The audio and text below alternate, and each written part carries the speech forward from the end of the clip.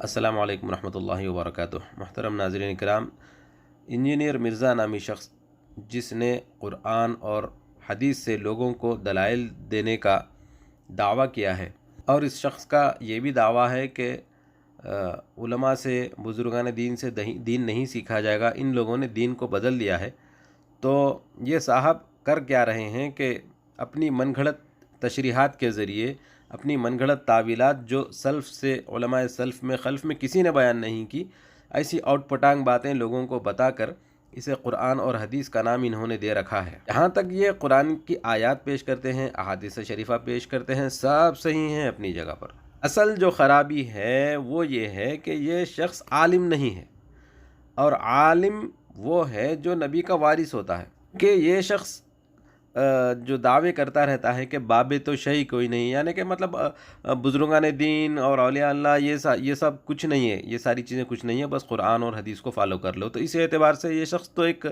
علمی طور پر لاوارث شخص ہے، جبکہ علم اور اللہ کا دین یہ لاوارث نہیں ہے کہ کوئی بھی ایرا غیرہ نتو غیرہ آئے اور قرآن اور حدیث دکھا کر لوگوں کو گمراہ کرنا شروع کر دے۔ میں اکثر اپنے کلپس میں ایک حدیث شریف کا ذکر کرتا ہوں، مشکات شریف کی حدیث علم کے بیان میں، یحمل هذا العلم من کل خلف عدول، حضور علیہ السلام کا فرمان ہے کہ اس علم دین کو ہر زمانے میں متقی لوگ سنبھالیں گے۔ اس کا کیا مطلب ہوا؟ صاف صاف یہی مطلب ہے کہ ہر زمانے میں اللہ تبارک و تعالیٰ اپنے دین کی حفاظت کے لیے متقی اور پرہیزگار لوگوں کو کھڑا کریں گے اور ان سے دین کی حفاظت کا کام لیں گے۔ لیکن یہ شخص جس کا یہ کہنا ہے کہ باب تو شیء کوئی نہیں، تو اب آپ خود فیصلہ کریں کہ اس شخص کی بات مانی جائے گی یا حضور صلی اللہ علیہ وسلم کی بات مانی جائے گی۔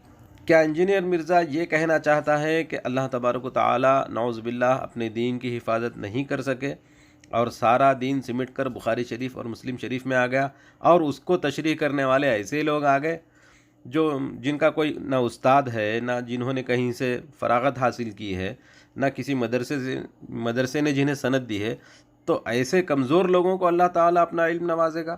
ظاہر ہے جب اللہ تبارک و تعالیٰ نے اپنا دین قیامت تک کے لیے بھیجا ہے تو اس کی حفاظت کا انتظام اللہ پاک نہیں فرمائیں گے کیا؟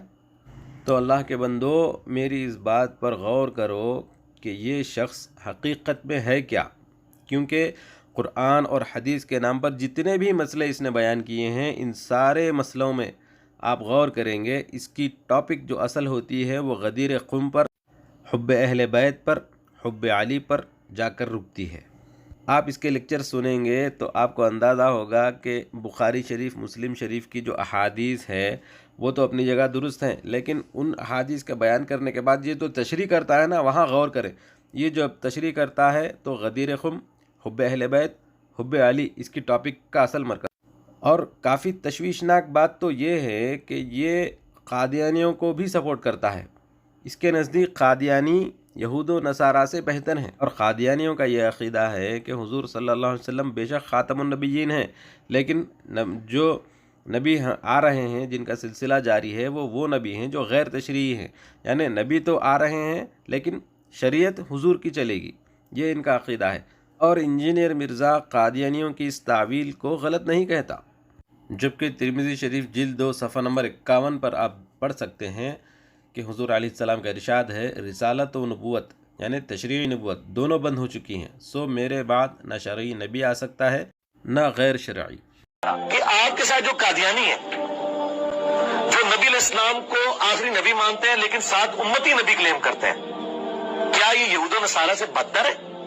یہود و نصارہ تو آپ کے نبی علیہ السلام کو، میرے نبی علیہ السلام کو سرے سے پیغمبر نہیں مانتے، بلکہ تو نعوذ باللہ جھوٹا کہتے ہیں۔ یہ نبی علیہ السلام کو مان رہے ہیں، ان کو آپ ان سے بدتر تو نہ کہیں۔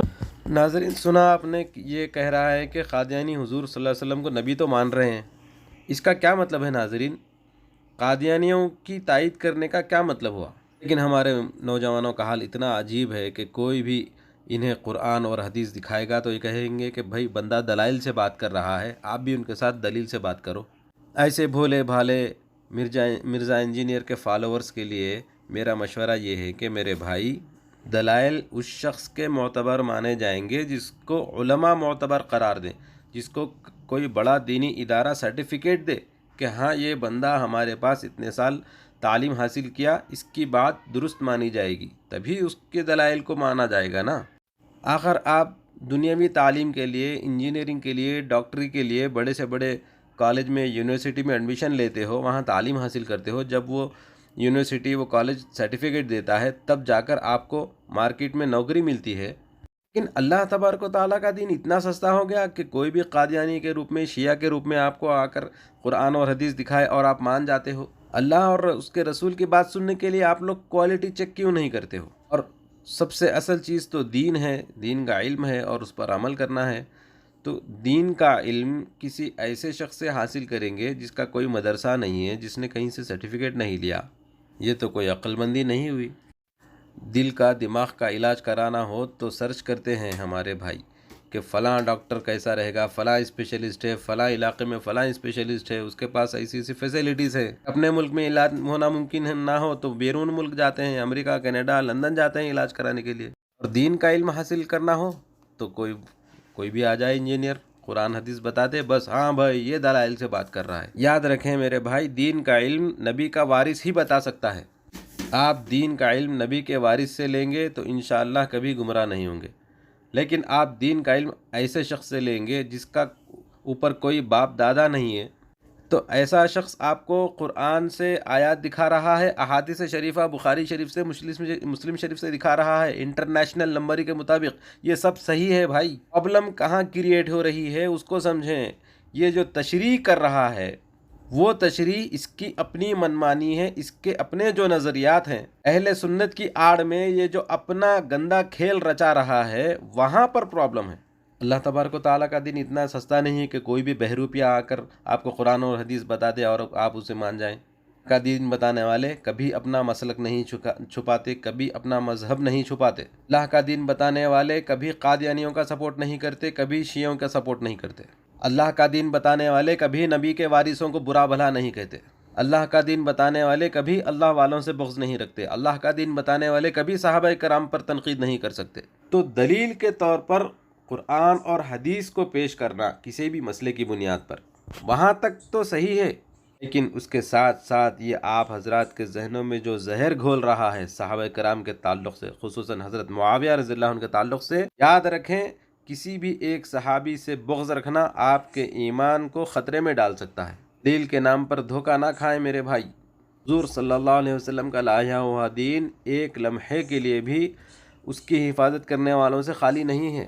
اللہ کرے کہ میری بات آپ کے دل میں اتر جائے. اللہ تبارک و تعالی ہم سب کو گمراہیوں سے بچائے اور علماء کرام کی اتباع کرنے کی توفیق عطا فرمائے. السلام علیکم.